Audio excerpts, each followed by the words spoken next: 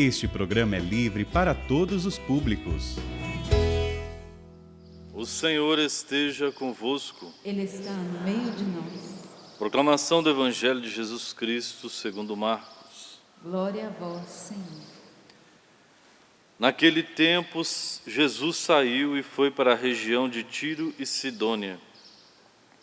Entrou numa casa e não queria que ninguém soubesse onde ele estava, mas não conseguiu ficar escondido. Uma mulher que tinha uma filha com um espírito impuro ouviu falar de Jesus. Foi até ele e caiu a seus pés. A mulher era pagã, nascida na Fenícia da Síria. Ela suplicou a Jesus que expulsasse de sua filha o demônio. Jesus disse: "Deixa primeiro que os filhos fiquem saciados, porque não está certo tirar o pão dos filhos e jogá-lo aos cachorrinhos." A mulher respondeu: "É verdade, Senhor, mas também os cachorrinhos debaixo da mesa comem as migalhas que as crianças deixam cair." Então Jesus disse: "Por causa do que acabas de dizer, podes voltar para casa. O demônio já saiu de tua filha." Ela voltou para casa e encontrou sua filha deitada na cama, pois o demônio já havia saído dela. Palavra da salvação. Glória a vós, Senhor.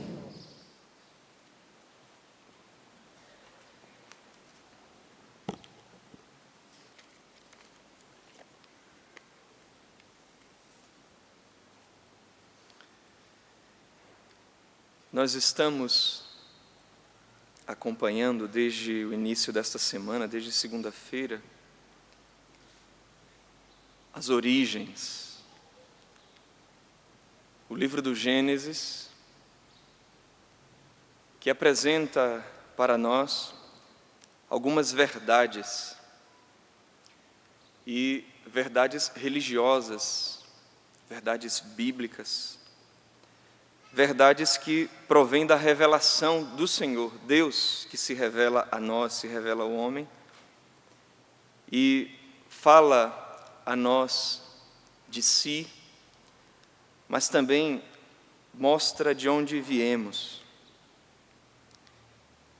Então, são verdades que não pretendem aqui, quando falo da origem do mundo, datar, dizer há quantos bilhões de anos aconteceu isso. Isso aqui a inteligência humana vai atrás.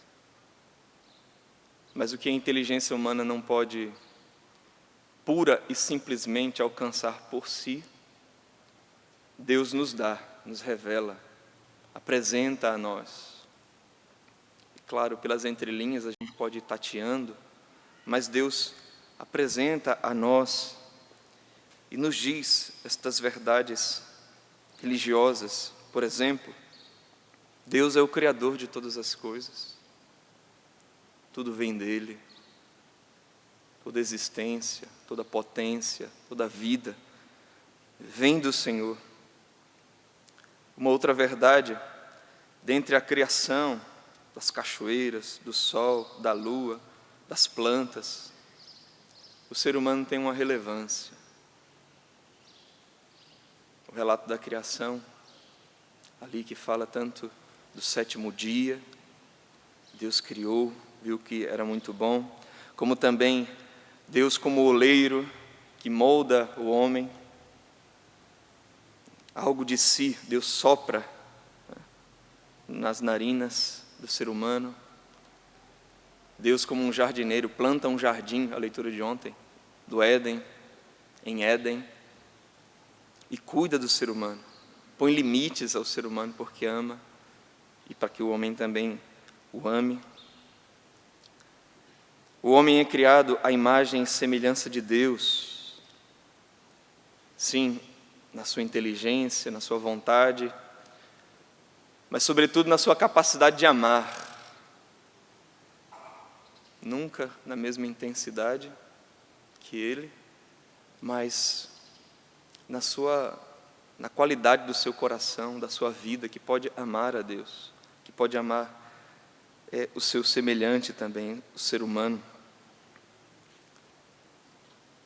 Hoje nós vemos também na leitura do Gênesis, que existe então também um distintivo, uma marca que o homem traz que é diferente das outras coisas. Deus dá a Adão a possibilidade de colocar os nomes e ele não consegue achar algo ou alguém, alguma coisa ali, mas no caso aqui, alguém que lhe seja correspondente. Porque o ser humano tem um distintivo das demais criaturas, o componente da espiritualidade, que o faz ter amizade, que o faz amar. E ele não encontrava isso nas outras criaturas. Deus dá ao ser humano realmente essa capacidade de se relacionar, de amar, e nós podemos dizer, né, essa capacidade, a espiritualidade que leva realmente alguém a buscar a plenitude no seu coração e encontrar também um semelhante que lhe ajude nessa caminhada, como está escrito aqui, né? Um auxiliar que lhe seja semelhante, alguém que que as coisas possam se casar, as coisas possam dar certo. Quando a gente tem uma tomada e um plugue que são diferentes, você tenta, a coisa não casa, não dá certo. Você está lá tentando, e depois você olha e fala, ixi, é diferente a tomada aqui, né? Então Adão olhava, tentava, mas não, as coisas não plugavam. Até o momento em que Deus, então peraí, bichinho, vou botar você aqui para dormir, a forma como a Sagrada Escritura apresenta, mostrando que Deus, então, lhe faz uma correspondente. Então as coisas se conectam. E aqui nós também percebemos uma outra verdade que para nós, e para nós cristãos, a gente não abre mão, porque nessa conexão, inclusive da sexualidade, está também a família. E nós vamos sempre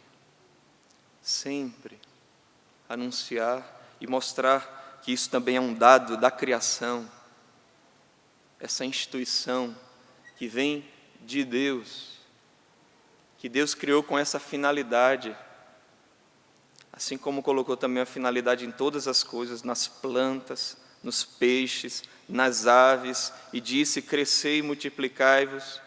Deus também deu ao homem esse componente espiritual, animal, como todos os outros animais, mas também espiritual, que faz a gente buscar algo a mais.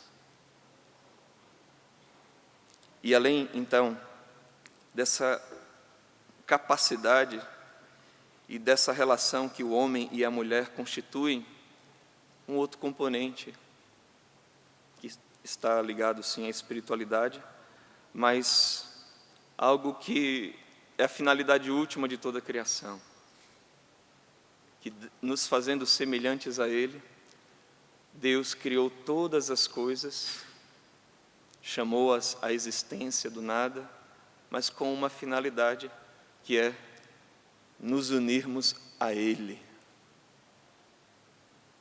O catecismo da Igreja Católica, lá no comecinho, chama isso, né, de o homem é capaz de Deus. O homem tem uma abertura para Deus.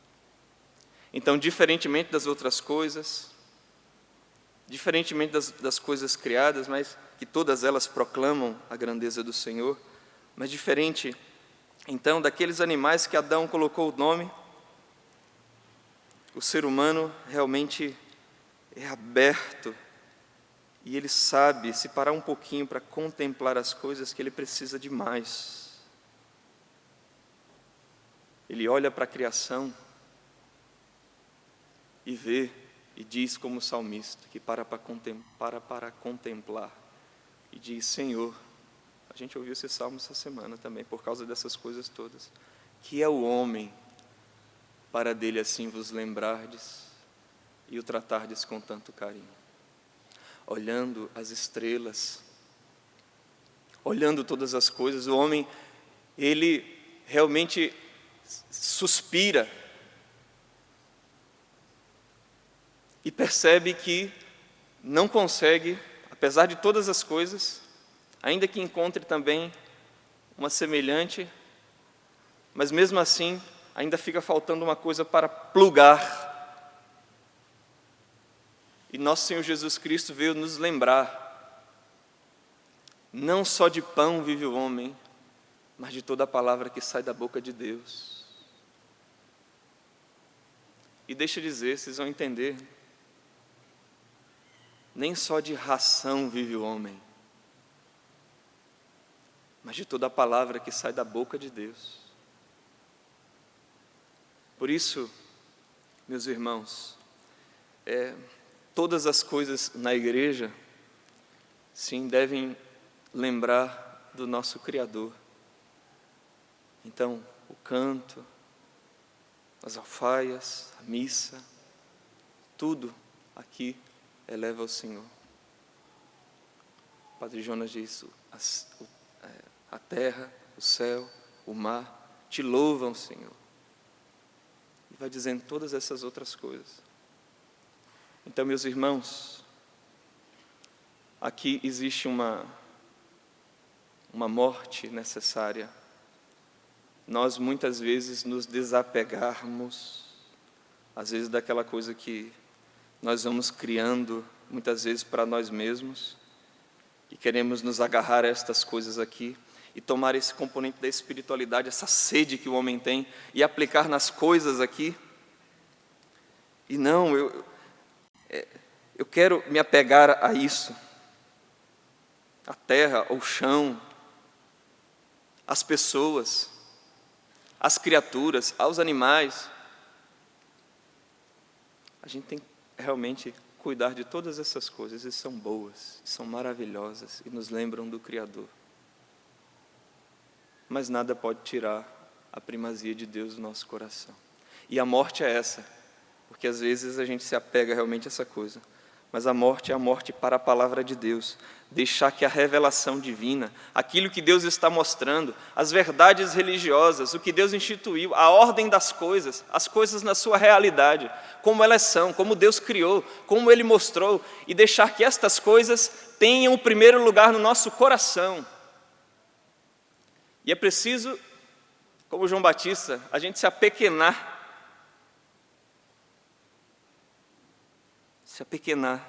às nossas ideias e submetê-las à bondade divina, à verdade divina. Isso é o que a gente chama de obséquio.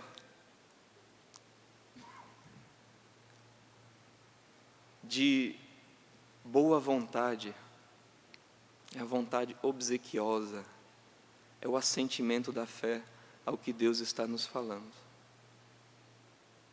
E se a gente obedece e não se revolta contra o Criador, aí já é o capítulo de amanhã do Gênesis, a queda.